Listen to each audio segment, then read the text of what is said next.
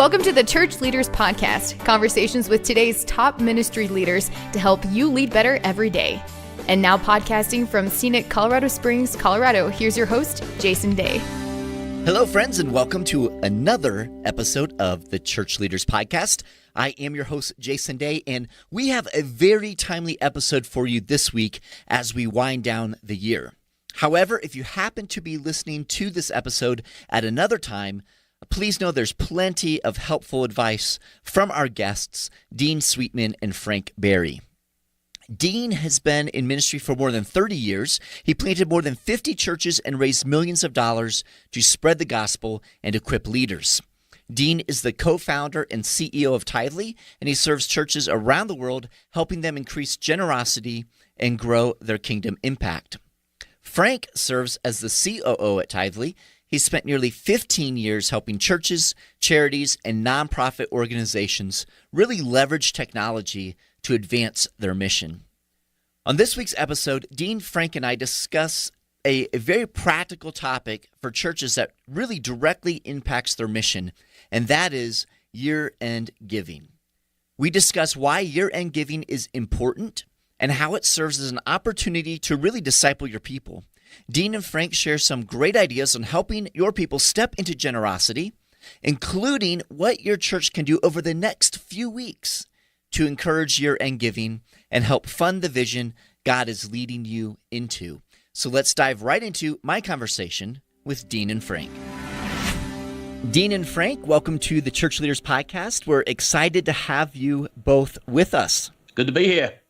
Yeah, it's great to be here. Thanks for having us. Yes, excellent. Now, the year is coming to a close. It's hard to really believe that we're getting ready to head into a brand new year.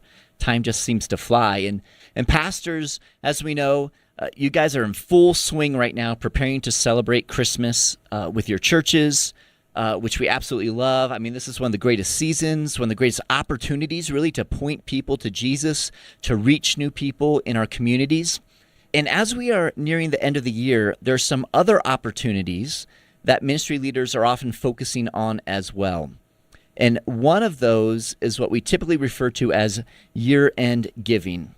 So to begin, Dean and Frank, can you briefly describe what we mean by year-end giving?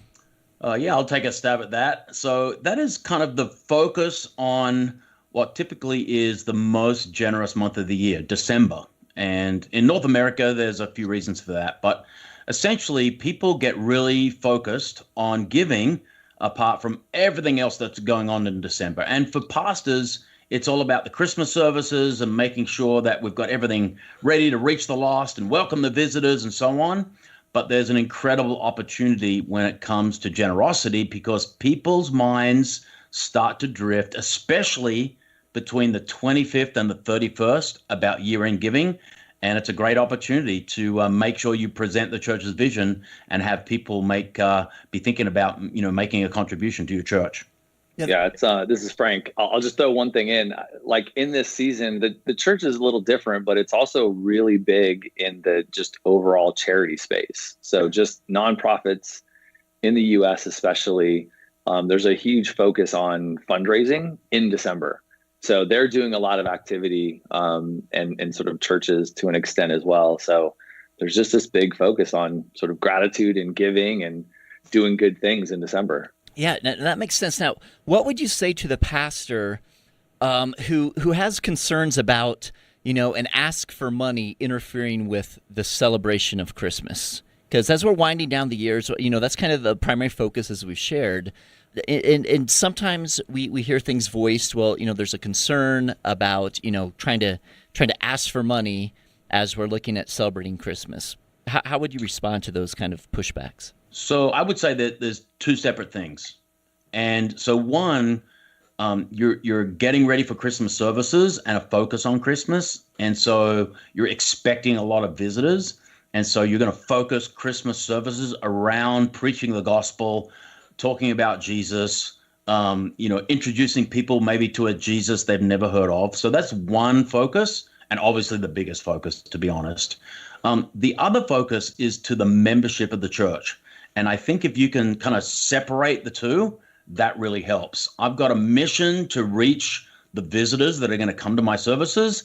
And I've also can tailor a message to the members of my church that are faithfully given, are committed to my vision, but also might be really convicted and thinking through about making contributions at this time of the year as well. That's really good. I love the way that you kind of split those two emphases up a little bit, right? Because 100%. Because it makes sense. And I just want to encourage pastors listening in. As you said, we as pastors, God has entrusted us with these people, with this place, this community where we're asked to serve, and God has given us a vision to reach into that community to share the hope and the love of Jesus Christ. And so as you mentioned that idea of vision and helping your people understand vision, can you talk to us a little bit about how that vision ties in with year-end giving? Because I think that's probably really, really key, right? Yeah, I mean, I'm sure Frank's going to chime in here and say a few things that we talk about often, but essentially to the membership, and again, separating visitors, new people, preaching the gospel to them, using the Christmas opportunity, there's the membership of the church that should always be hearing about the vision of the church. They should always be hearing about what the church is, going towards next. And of course, those of us that have been in ministry, we understand that vision costs money. And so, presenting a vision and then, providing an ask kind of goes hand in hand. And people are expecting it, quite honestly. It's not unusual for people to hear about the vision and expect to be asked to make a contribution.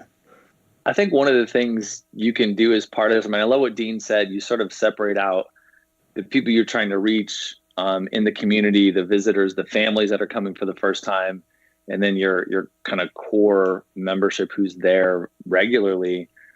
You can also think about it, splitting those, like in service is just one opportunity, right, from stage, but there's also other ways to reach your membership, because you probably have email addresses and physical addresses and phone numbers and all these kinds of things. So, your only time to talk about giving to the vision doesn't have to be right there in service. That can be part of it, but there's a bunch of other ways you can do it as well.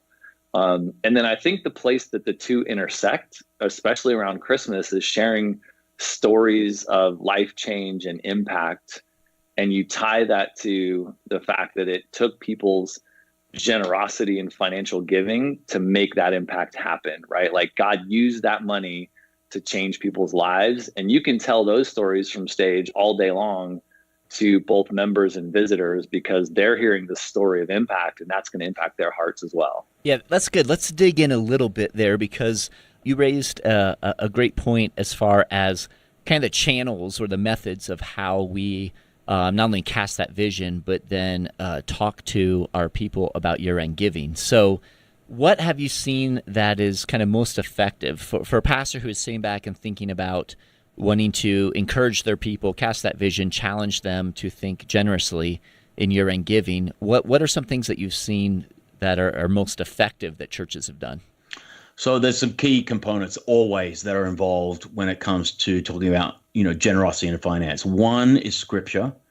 So we would kind of come from that perspective that always use the Bible, always use scripture as your foundation for any, conversation about money and generosity. That's number one. The next thing, and Frank alluded to it, is stories. So the power of testimony in church. When I was, kind of first, born again and started going to church, I was really fascinated by hearing about other people's experiences. Yeah. And things like water baptism, things like all the different moments that I experienced in my early Christian walk, I was inspired by others. Right. And I think in the area of generosity, it's exactly the same. When people start hearing stories of generosity and, to what Frank said, where that money goes to and what is the result, that's as powerful as it gets. And so, using the Bible, obviously, number one, but then using the power of great stories.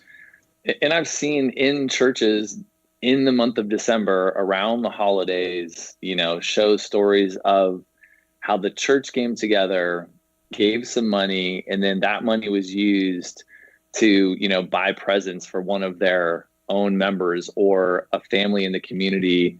Maybe the dad was away in the military, or they came down on hard times or something, and they couldn't really have a Christmas for the kids. And so the church, through the generosity of the membership, was able to go give Christmas to a family, right? So like that kind of story in the Christmas season and the setting of church, it ties together perfectly, and it's about giving, and it's about people's hearts and generosity, and you get to see the impact. I mean, it's beautiful, and your heart can't help but to sort of respond when you see how that giving made an impact on that family and those kids. So that's just one example. There's countless out there that churches are doing all over the world when it comes to storytelling. Yeah, that's excellent. Now, help us understand what is and this is getting more kind of nuts and bolts, so let's kind of continue to dig in a bit. So why is year-end giving important from the perspective of the giver?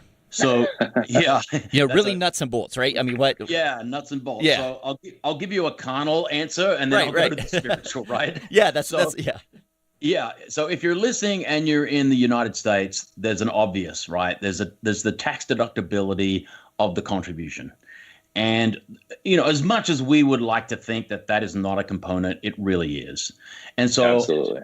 Right. So oftentimes people are thinking, oh, I want to get that deduction. Maybe I'm giving out of my business. I've had a good year. I want to make a gift. I want to get that deduction. So that's an issue, right? Right. It almost doesn't need to be stated because in every person's mind, it's there for those of us in the USA. And so that's one. The other thing is that, I don't know about you, but I've already been bombarded by people asking me for money in December. Right. So, and I'm talking about from all manner of sources. And so the focus of the non-faith, nonprofit sector is, they're coming full strength. So, and then you go to the mall, and then there's the Salvation Armies like ringing their bell, and there's appeals on television and for every different kind of thing. So there's a definite kind of sense in December where giving, and which is kind of the whole reason for the season, right? People are in that mode of being spoken to about giving and being generous.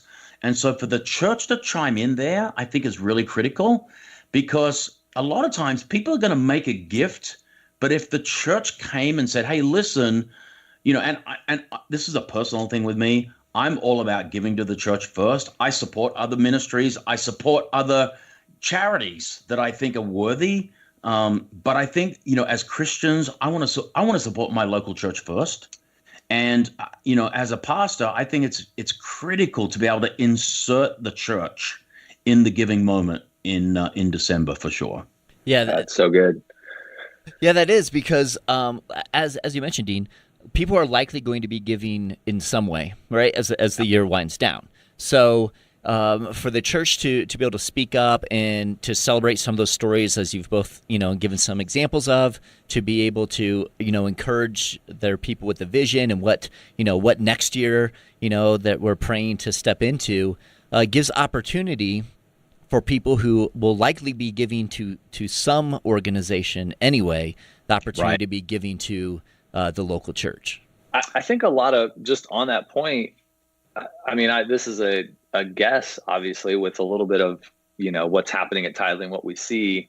But I would venture to say a lot of pastors don't totally dial into the fact that December is a big month for giving, and really think about, how do I be knowledgeable of that and bring it to my church and my community in a way that's appropriate, right? Like, just if there's pastors listening to this podcast, just knowing that December is a big month for giving, like in the US, there's $120 to $130 billion given to faith-based charities and churches.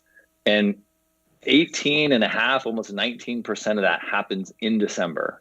Wow. With a massive portion of that happening the last 3 days. Wow.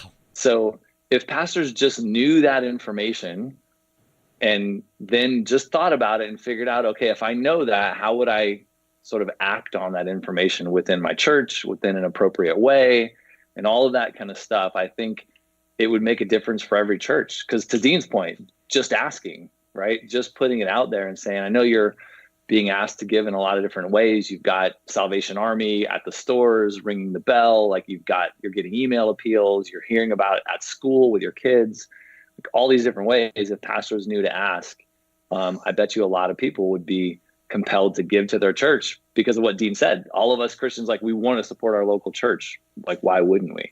Yeah, that's good. Now, let me ask this. Is there anything that you guys, in your experience, would say that pastors should avoid when it comes to this whole idea of year-end giving? I think avoiding not talking about it, to be honest. That's good. Look, there's two kinds of pastors in my experience. Pastors who know how to talk about money and pastors who don't. Let's talk about the pastors who don't know how to talk about money for a second, or feel uneasy about it, or were raised in a culture where it wasn't promoted and talked about. Right. If you're uneasy about talking about money, number one, you need to get through that. And there's a bunch of ways you can do that. But getting into that zone where you feel comfortable, and honestly, usually what I find, the pastors that are uncomfortable talking about money, there's a vision issue. Because if you've got a vision to reach your city for Christ, if you've got a vision to reach the neighborhoods, in preaching the gospel and doing great works, that's going to require income. That's going to require funds.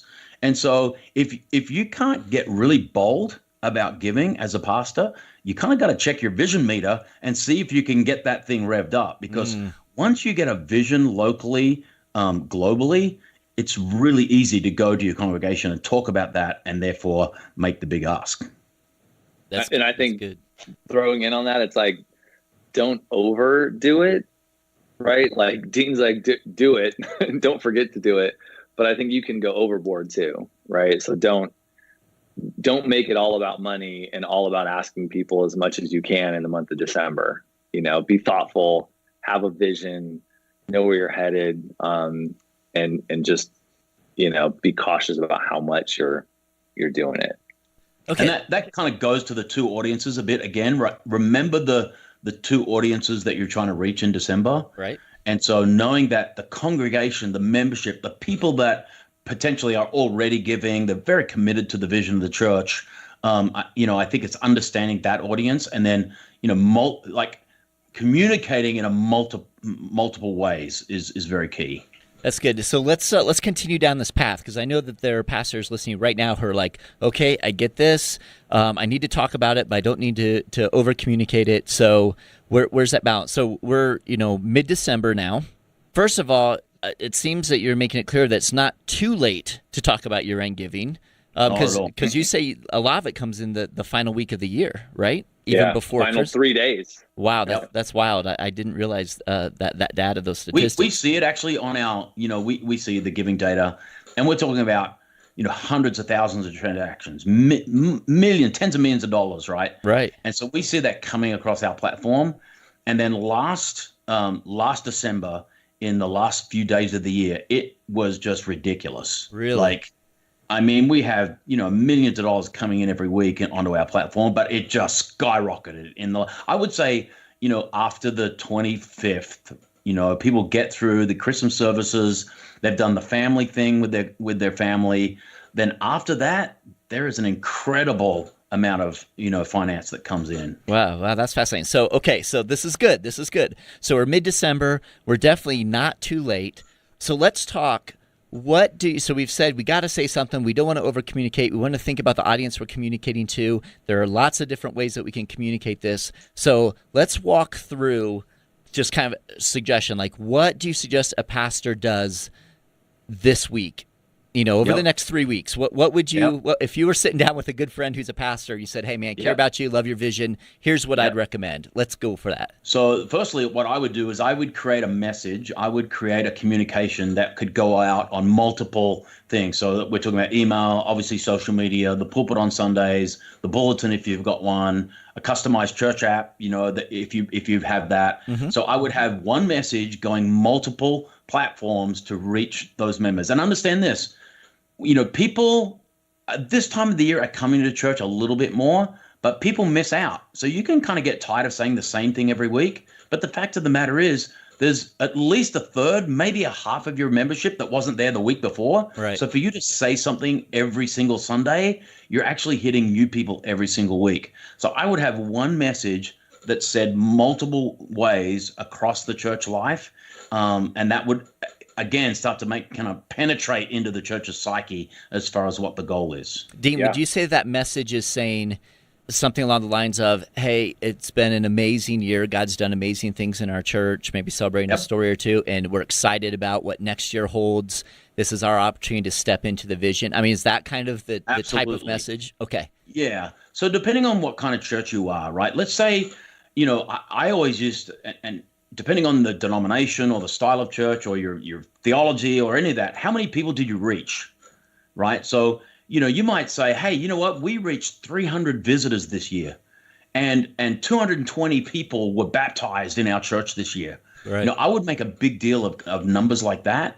You know what? We set out a goal to do 100 backpacks, for kids starting school or whatever it was. Right. And I would make a big deal of those efforts that the church is in, both spiritual and practical. Right. And then obviously the transition from there is, you know what? We had 220 baptisms in 2018. We want to have 350 in 2019. And that's kind of the message you want to project. Great success. And then even better success coming forward. That's good. Frank, you were going to jump in and talk a little bit about. Yeah, I was just going to add on to it a little bit of that. I mean, oftentimes churches will have some sort of campaign in December, right? And it's going to be a lot of the things that Dean and you just pointed out, where you're celebrating what God has done in your church this year. And every church could be a little different. It could be new people becoming Christians, it could be programs you've put on, it could be kids ministry growing, it could be all, new staff members, like so much stuff you could celebrate. So celebrating big time, talking about the vision of where you're going to go. And sometimes that even means setting a specific goal around how much you want to raise. So even though it's December 10th, you could still execute on this right now, right? You could take this week, what's the impact that you've had this year, where you headed next year.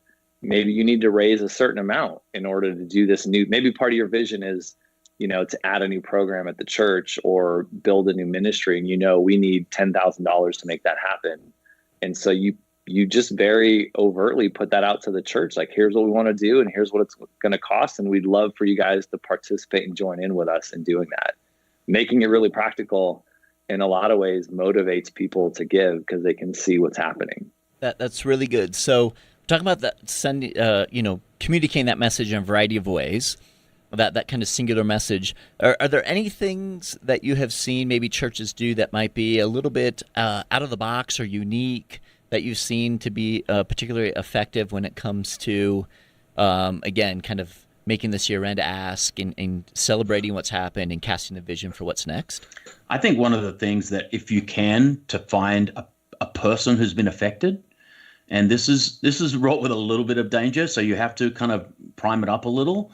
But if there's a family in your church that has discovered Christ, if there's a single mother in your church that has found Christ and found a new family by joining the church, and if there are children that have been helped, finding that story is so powerful. And so whether you record that on video and in certain circumstances do it live, I think the power of having someone, talk about their experience. Because look, we do church for a few reasons. One, we're here to create an environment for believers to feel safe, to worship Jesus, to enjoy the fellowship of the saints, to, build your walk with Christ and grow in God.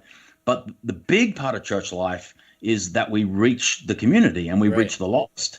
And so when there's a story of someone who was lost and is now found, and you can put some meat on those bones, that's one of the most moving things for people to see. Mm-hmm. And a good example, although this is a large church, and I know that most churches are not large churches, but out here in San Diego, there's a church called the Rock Church, and they do a great job. They have this campaign called the All In campaign, and it's really not just an end of year giving kind of campaign, but they do work at end of year, casting the vision for next year and telling the church what they want to do in a bunch of different areas, right? Evangelism, local outreach, global missions, different ministries that they want to build, orphanages they want to support, and they have a goal. So they have a number. They're trying to raise, $3 million, and this much is going to each one of those programs. And Miles has a video on the website. They obviously talk about it in church. So lots of big stories, a goal they want to hit, and communicating it, big time at the end of year. Yeah, that's great. So pastors, they're listening in, thinking about this, obviously thinking about what you're celebrating from this past year, what you're kind of casting vision for this next year, making the ask for people to help contribute to that, the work that God's already doing, and help you expand that work. And that can all be done over the next few weeks as this year winds down. But let me ask that. So I love that. That's great. That's awesome. Encourage pastors to prayerfully step into that. But what advice would you give a pastor who maybe, he's just listening to this, or she's just listening to this, they've never done year-end giving before, they're kind of captivated by that, they're going to do it. But then what would you suggest as they look at next year? Are there ways that they can kind of prepare, or things that they can do throughout the year to help build toward year-end giving, or do you have recommendations, Absolutely. Suggestions there? Yeah, so I think, all the things we've talked about are going to work better, like times 100, if you start in January, thinking about, all these things that we're talking about. So these stories, the ministries that you want to provide, the outreach into the community. I think if you can't start early enough, and you might have an incredible story in February that you basically want to nurture through to December. Sometimes you might want to bring that story out before that, but you can never start too early in some of the things that we're talking about. And so, it might feel like, oh my gosh, I got to scramble to do all these things in December. Well, okay, scramble, but do it wise. Right. But certainly some of the things that we're talking about in the realm of generosity, it never hurts to start too early. So I would start almost in the new year. It's like, okay, here's our vision. And I would just challenge pastors, you're getting ready for year-end service, but you should always be thinking about, okay, what's next? What's 2019 going to look like for our church? Are we going to build? Are we going to add a service? Are we going to grow this current service? What are we doing? And prayerfully, hopefully we're going to hear from God and get that kind of mandate from the Holy Spirit of what we're going to do in 2019, because it all starts, all beginning and in the middle, everything starts and ends with vision. And so, as much as you're maybe going to get through December with some of these things we're talking about, maybe we're just going to challenge you to get a really great vision for 2019, and that's the springboard into some of this stuff, throughout the next year. I'll add one little bit to that. If you're starting in the new year, it could be as simple as just taking stock, like taking inventory of things today, right? Like, here's the different ministries I have. Here's the different programs I have. Here's how I'm reaching the community. Like, just here's the things I'm doing. You just write them down on paper and you try to quantify the impact somehow, right? Sometimes that might be hard numbers, like attendance and things like that. Other times it might be like families that you're making an impact in, or backpacks filled, right? So you just think about, like, what am I actually doing, and try to quantify the impact. That way you start the year with those numbers, and then you can go through the year and you can start looking at those and measuring those throughout the year.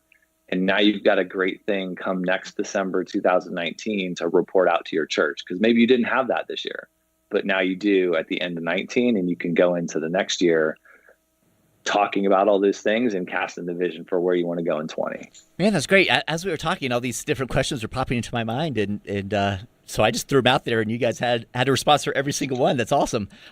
As we're kind of winding down our conversation together, I'm just curious, is there anything that maybe we didn't touch upon that you'd like to share with the pastors who are listening, that might be beneficial to them? Yep. So I would say one thing, and it is this: make giving easy. I was going to say the opposite. I was going to say, don't make giving hard. Same thing, right? Two different ways. Yeah. Right? So we got a lot of data, and right. And we have, in our experience, the more impediment there is to giving. So you think about, we expect back in the day, the only real way to give was if you were in church on Sunday, you'd put something on the plate, or in the bucket. Obviously, times have changed. So with mobile and digital, we're very much a mobile-first strategy when it comes to giving. And you may not have a solution. Hopefully you do. If you don't, you need to go get a mobile solution for 2019 because it makes a massive difference. But as far as your website, something mobile, sending out emails with giving links, all the rest of it, you've got to make giving easy because everyone is busy. Everyone is being bombarded to give 10 different ways this month.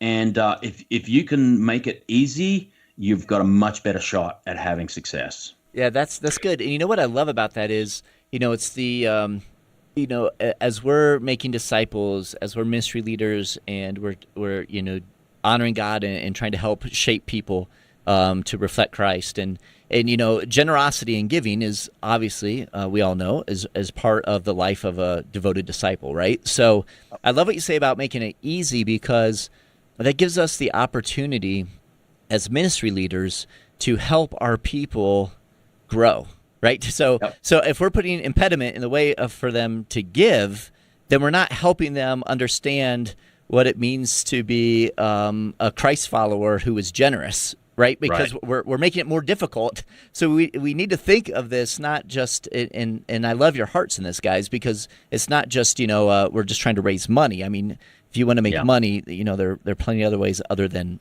a church to make money, right? So this is about discipling people, right? So I love your heart in all of that because it's really this idea of how can we help our people take their next steps in deeper devotion to Christ and to his mission. And definitely one of those pieces is this generosity factor. And if we can make that simpler for them, then that's something that they're going to be able to more easily step into, right? Absolutely. Amen to that. Yeah. I mean, look, it's money and the human heart are intertwined. Right. That's biblical.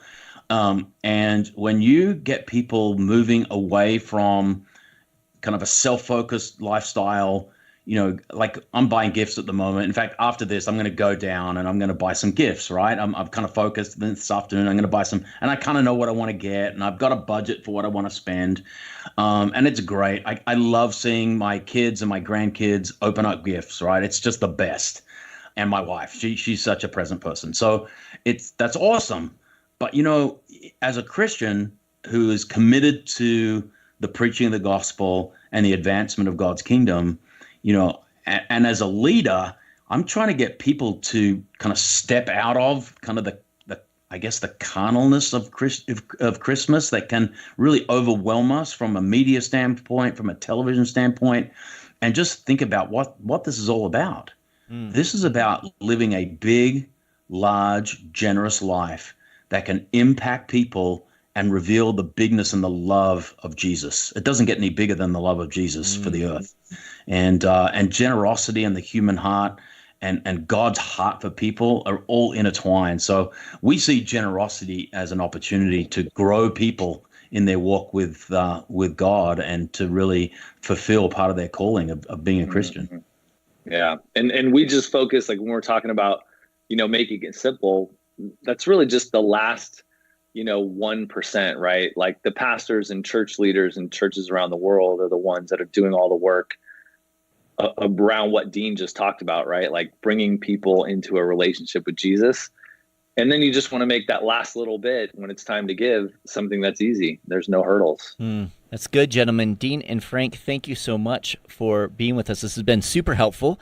And just before we go, how can pastors, ministry leaders who are listening in today connect with you, learn more about what you guys provide for churches, connect with your organization? Absolutely. You can go to tithe.ly and you can see all the products we offer. We obviously have a great giving platform. We do events and we do church database management. We kind of pride ourselves on providing the best products at a price that everyone can afford. So we've got church plants all the way through to 15,000 member churches on our platform. So head on over to tithe.ly and you'll be able to see what we provide, and we'd love to take care of you. Excellent, gentlemen. Thank you so much again for being with us. So happy that we're able to get this kind of timely message out to our listeners, and really praying for our pastors and their churches that they'll end this year strong, and that God will just launch them into an amazing amazing 2019. So thank you, gentlemen, for being with us. Amen. Thank you. Yeah, great to be here. Thanks. I appreciate you taking the time to be with us on this week's episode. Every week, as we are putting the episodes together, we're thinking of you, our pastors and ministry leaders, and striving to provide insightful and inspiring interviews as you seek to grow as a kingdom leader. So we hope you're finding value from the Church Leaders podcast. And if so, we'd certainly appreciate you taking a few moments to head over to iTunes and leave us a review. Your positive reviews and ratings help other church leaders more easily find our podcasts so they too can benefit from these interviews. Again, we thank you in advance, and if you have any comments, any questions, suggestions, or ideas for guests, I would love to hear from you.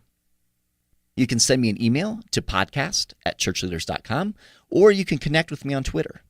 Finally, you can find this podcast as well as other great faith-based podcasts on the FaithPlay app. It's available for both Apple and Android, and so we encourage you to check that out as well. So until next time, this is Jason Day, encouraging you to love well and lead well. You've been listening to the Church Leaders Podcast. For articles, videos, and free resources that will help you lead better every day, visit our website at ChurchLeaders.com. Thanks for listening.